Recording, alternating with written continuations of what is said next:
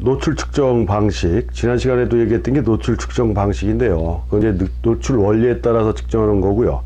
이번에 말씀드릴 내용은 반사식에서 그럼 대상의 어떤 형태로 노출을 측정하는 게 좀 더 자신이 원하는 노출을 만들어낼 수 있는가에 대한 내용을 가지고 설명을 해드리겠습니다. 지난 시간에도 얘기했지만 카메라에 들어있는 노출 형태를 우리가 TTL 노출계라고 이렇게 얘기했죠. 카메라에 내장되어 있는 노출 방식을요. 그래서 이 TTL 노출계도 반사식 노출계라고 그랬고요.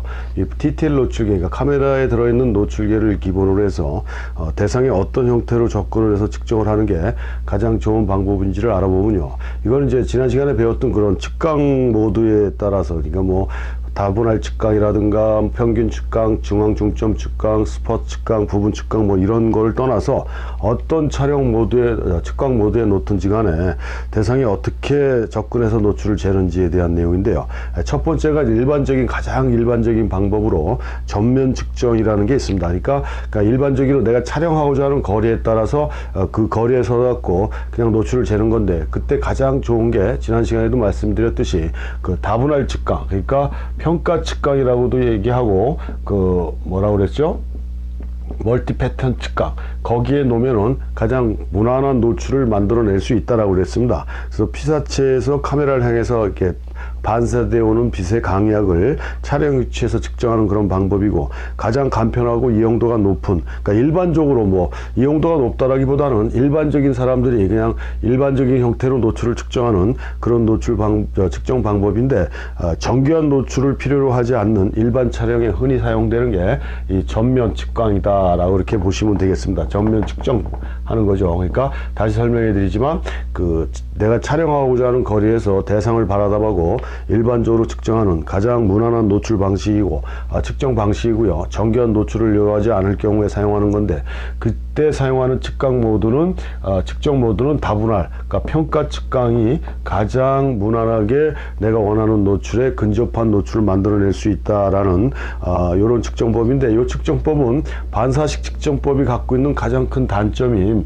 배경이 대상보다 배경이 밝거나 어두운 경우에 그 노출의 영향을 많이 받는다는 얘기죠. 그러니까 배경이 밝으면 노출 부족 현상이 일어나고 배경이 어두우면 노출 오버 현상이 일어나는 이런 상황들이 생길 수가 있어서 내가 측정하고자 하는 노출에서 내가 임의로, 그러니까 감각이 아니라 그동안 촬영해왔던 그 습관에 따라서 노출을 어느 정도 보정, 그러니까 수정을 해줘서 촬영을 해야 좀 더 자기가 원하는 노출로 만들어줄 수 있는 그런 측정법이다 라고 이렇게 얘기할 수 있는 게 요 노출 전면 측정법이라고 볼 수가 있고요. 그런 거를 다 해소하고, 그러니까 전면 측정법이 갖고 있는 단점을 극복할 수 있는 가장 좋은 방법은 클로즈업 측정법이에요. 클로즈업.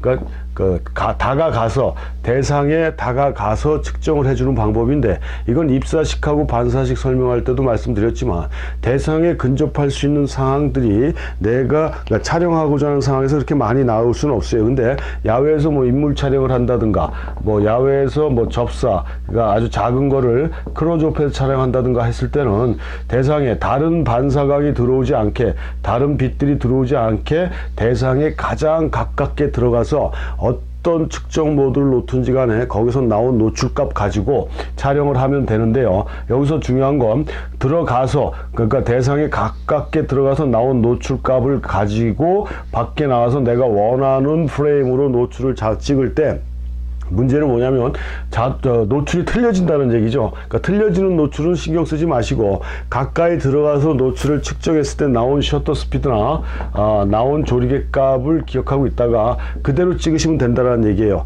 아니면 뭐 들어가서 뭐 예를 들어 들어가서 쟀는데 125분의 1초에 8이 나왔어요. 근데 거리를 떨어뜨려서 찍다 보니까 다른 데서 들어오는 빛의 영향을 받아서 뭐 125분의 1초에 16이 나올 수도 있고, 뭐 255분의 1초에 뭐 8이 나올 수도 이렇게 바뀔 수가 있다는 얘기예요. 그러니까 이 바뀌는 노출은 신경 쓰지 말고 들어가서 근접해서 측정했을 때 노출값을 가지고 촬영을 하면 된다는 얘기예요. 그러니까 가까이 이렇게 들어갔을 때, 지난 시간에 얘기했지만 커서가 제로 포인트에 왔어요. 근데 멀리 떨어져 갖고 측정을 하니까 커서가 플러스 쪽이나 마이너스 쪽으로 이렇게 바뀔 수가 있어요. 근데 이건 신경 쓰지 말고 여기서 가까이 들어가서 요 노출값대로 그냥 찍어버리면 내가 원하는 노출이 만들어질 수 있다라는 얘기입니다. 그러니까 이게 쉽게 얘기하면 스포트 측강이나 측정 모두 배웠듯이 부분 측정으로 측정한 노출값이다라고 이렇게 보시면 된다라는 얘기입니다. 그러니까 내가 촬영하고자 하는 주 피사체 이외에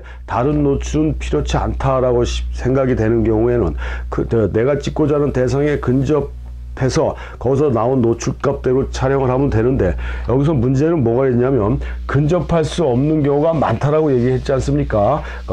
큰 풍경 촬영이라든가 뭐 야생동물 촬영이라든가 스포츠 촬영이라든가 거리 스냅 촬영 같은 경우에는 내가 그 대상에 가까이 가서 노출을 잴 수 있는 상황이 생길 수가 없습니다.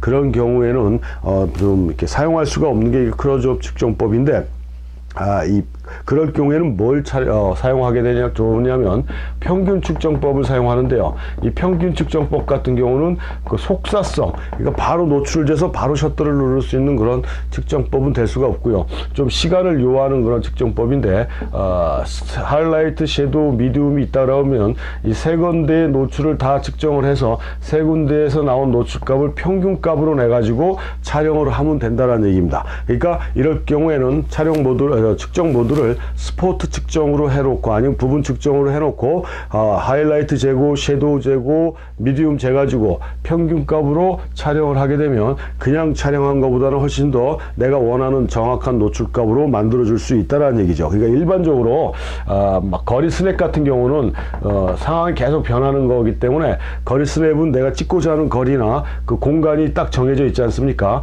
그 공간의 노출을 미리 대충 이렇게 설정을 해놓고 거기에 맞춰서 노출을 셋업을 한 상태에서 찍으면 상관이 없어요. 그렇지만 일반 풍경이나 이런 것들은 그렇게 상황에 따라 또 광원에 따라 많이 변하기 때문에요. 이렇게 세 군데의 노출 포인트를 잡아서 측정을 해가지고 촬영을 해주면 되고, 제일 무난한 건 지난 시간에도 말씀드렸지만 이 노출계가 기본적으로 어디로 보내준다고 그랬어요?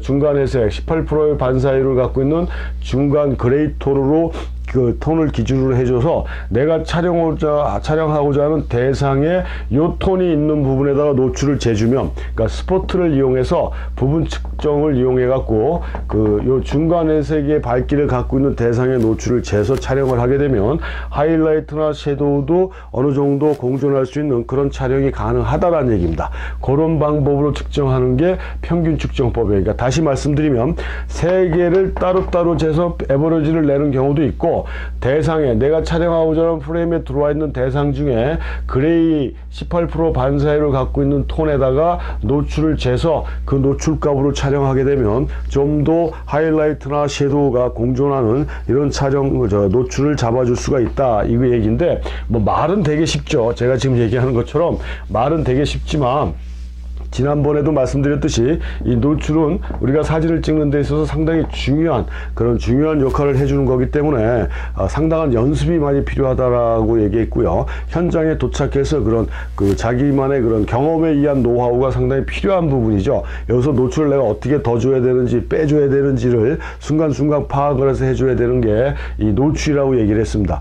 시시각각으로 변하는, 특히 자연환경도 마찬가지예요. 이렇게 시시각각으로 변하는 빛의 상황에 따라 내가 원하는 빛의 양을 잡아주기 위해서는 이거는 뭐 이론만 가지고 될 수 있는 게 아니라 이 노출을 자기가 실질적으로 경험하고 느껴본 상황에서 조절을 해줄 수 있는 임기응변이 필요하다는 얘기죠. 그 임기응변을 만들어내기 위해서는 많은 노력이 투자가 돼야 된다는 얘기고, 그만큼 많은 연습을 해줘야 된다는 얘기입니다. 그래서 나중에도 말씀드리겠지만 빛을 볼 줄 알아야 되고요, 빛을 읽을 줄 알아야 되고, 저 빛으로 찍었을 때 사진이 어떻게 될 것인가를 자기가 느껴야 된다는 얘기입니다. 그래서 뭐 엔젤 아담스 같은 경우는 사진을 예견, 그러니까 미리 생각해서 촬영하고 현상하고 인화를 해야 된다라고 그 예견을 굉장히 중요하게 생각을 했는데, 그런 부분에서 노출은 연습이 많이 필요한 거지만 있지만 일반적으로 풍경 사진을 기준으로 말씀드리면 평균 측정법이 제일 좋은 방법이다. 그래서 하이라이트, 섀도우, 미디움 톤을 측정을 하고 거기서 나온 평균 값으로 작업을 해주면 된다. 그러니까 쉽게 뭐 간단하게 얘기하면 하이라이트 재고 섀도우 쟀더니 그다음 미디움 있으면 미디움에다가 재면은 하이라이트 섀도우가 다 나온다는 얘기예요. 그러니까 이 두 가지를 재서 평균 값을 내도 되고 좀 더 구체적으로 자세하게 하기 위해서는 세 군데를 재서 거기서 나온 평균 값을 해도 되고, 아까 말씀드린 대로 대상에서 중간 밝기를 갖고 있는 대상에다 노출을 재서 촬영을 하게 되면 거기에서도 내가 원하는 노출을 잡아줄 수 있고 해서, 이 노출이라는 건 말처럼 이렇게 쉬운 건 아니지만 그래도 몇 번의 연습, 여러 번의 연습을 통해서 자신만의 그런 노하우를 만들어낼 수 있는 게 이 노출이다라고 이렇게 보시면 되겠습니다. 그래서 이 노출 측정을 대상에 어떻게 해서 촬영을 해줘야 되는지를 잘 아셔야 되겠고, 지난 시간에도 말씀드렸지만 이 적정 노출이라는 거는 기계적 노출이 있고요. 그 다음에 사진가의 주관적 노출이 있다. 그래서 일반적으로 얘기하는 적정 노출이라는 거는 사진가가 표현을 하고자 하는 톤이나 컬러로 재현할 수 있는 노출값을